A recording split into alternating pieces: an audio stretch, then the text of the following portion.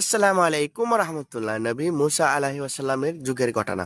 নবী মুসা আলাহি ওয়াসাল্লাম আল্লাহ পাকের সাথে তোর পাহাড়ে গিয়ে কথা বলতেন। একদিন কথা বলার জন্য নবী মুসা আলাহি ওয়াসাল্লাম তোর পাহাড়ে যাচ্ছেন। মাঝপথে এক বৃদ্ধ মহিলা বলেন, নবী মুসা আলাহ ইসলাম, আপনি তো মহান আল্লাহর সাথে কথা বলেন, মহান আল্লাহকে বলবেন আমার রিজিক নেই, আমাকে কিছু রিজিক দিতে। মুসা আলাহি ওয়াসাল্লাম বৃদ্ধ মার জবাবে বলেন, ঠিক আছে। আর অল্পটুক যাইতে না যাইতে মুসা আলাহ ইসলামকে এক ধনী ব্যক্তি বলেন, নবী মুসা আলাহ ইসলাম, আমার তো, আপনি তো আল্লাহর সাথে কথা বলেন, আমার অনেক ধন সম্পত্তি আর দেখার কেউ নেই, আপনি আল্লাহকে বলিয়েন আমার কিছু ধন সম্পত্তি কমিয়ে দিতে। মুসা আলাহি ওয়াসাল্লাম ধনী ব্যক্তির জবাবে বলেন, ঠিক আছে। মুসা আলাহি ওয়াসাল্লাম তোর পাহাড়ে গিয়ে আল্লাহর সাথে কথা বলেন। আল্লাহর সাথে কথা বলা শেষ হলে মহান আল্লাহকে ডাক দিয়ে বলেন, এ আল্লাহ, আমার আরো দুটি আরজি রয়েছে। মহান আল্লাহ বলেন, মুসা বলেন।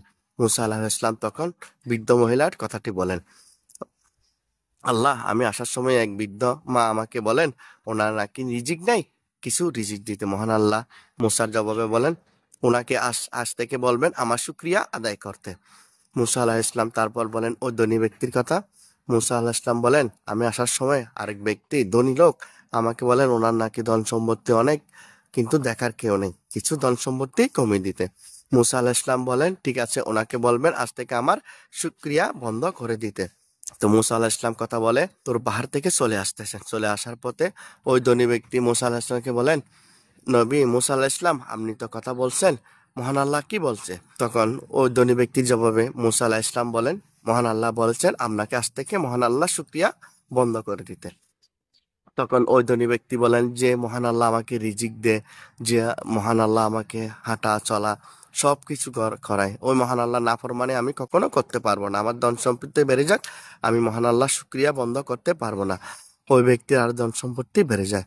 আর অল্পটুক যেতে বৃদ্ধ মা বলেন, নবী মুসা আলাহ ইসলাম, আপনি তো মহান আল্লাহর সাথে কথা বলছেন, আমার ব্যাপারে বলছেন, মহান আল্লাহ কি জবাব দিছে? ও বৃদ্ধ মাকে বলেন, মা, আপনি আজ থেকে মহান আল্লাহ শুক্রিয়া আদায় করবেন। কিন্তু ও বৃদ্ধ মহিলা বলেন, আমার পেটে খানা নাই, আমার ঘরে খানা নাই, পেটে খিদা, আমি কিভাবে মহান আল্লাহ শুক্রিয়া আদায় করবো? ও বৃদ্ধ মহিলাটা মহান আল্লাহ নাফরমানি করার কারণে ওনার কখনো রিজিক পায়নি, রিজিকের আরো অভাব অবটন বেড়ে গেছে। যেন উম, তাই যে অবস্থায় থাকেন না কেন, মহান আল্লাহর শুক্রিয়া আদায় করবেন। দুঃখে থাকেন, সুখে থাকেন, কষ্ট থাকেন, যে অবস্থা থাকেন না কেন, মহান আল্লাহর শুক্রিয়া আদায় করবেন।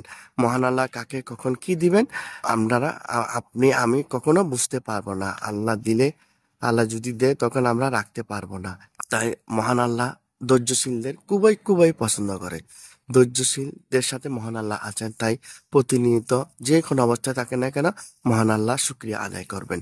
সবাই মিলে একবার শুক্রিয়া আদায় করি, আলহামদুলিল্লাহ।